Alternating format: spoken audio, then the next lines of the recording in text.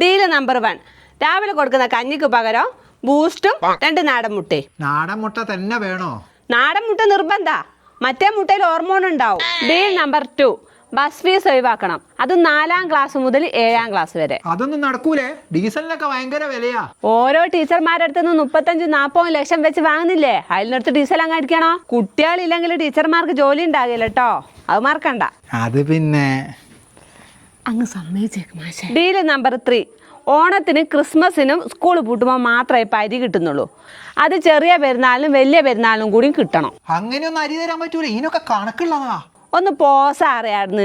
ചാക്ക് കണക്കിന് അരി നിങ്ങൾ മറിച്ച് കടത്തു നോക്കി, ഈ നാട്ടിൽ മൊത്തം പാട്ടാ. ഞാനോടെ പറഞ്ഞു, ഞാൻ അരി മറിച്ചു കൊടുത്തേ. ഞാൻ ആരോട് പറഞ്ഞില്ല മാഷേ. പിന്നെ ഇവരെങ്ങനെ അറിഞ്ഞേ? പിന്നെ യൂണിഫോമിൻ്റെയും ബുക്കിൻ്റെയും കാര്യം പറയണ്ടല്ലോ, അതെല്ലാവരും കൊടുക്കുന്നല്ലേ. പിന്നെ 2 ജോഡി ഷൂവും വേണേ. അല്ല, കുട്ടീനെ കുളിപ്പിക്കണോ?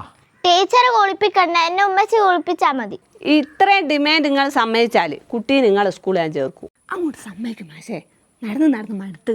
അടുത്ത സ്കൂളുകാരിപ്പം വരികയെ, വേഗം പറഞ്ഞോ. ഓക്കെ, ഇനി ഒരു തർക്കം വേണ്ട, ഞങ്ങൾ സമ്മതിച്ച്. എന്നാ ഇതാ ഈ എഗ്രിമെൻറ്റിൽ അങ്ങ് സൈൻ ചെയ്തോ. എഗ്രിമെന്റോ? ഡിവിഷനൊക്കെ ഫുള്ളായി കഴിഞ്ഞാൽ നിങ്ങളോട് പറഞ്ഞ കാര്യങ്ങളൊക്കെ അങ്ങ് മറന്നു. അതുകൊണ്ടാ, ഒന്നും വിചാരിക്കരുതേ. വിദ്യാഭ്യാസം നിങ്ങൾക്കൊരു കച്ചവടമാകുമ്പോൾ ഞങ്ങൾക്കും വേണ്ടേ നേട്ടങ്ങൾ?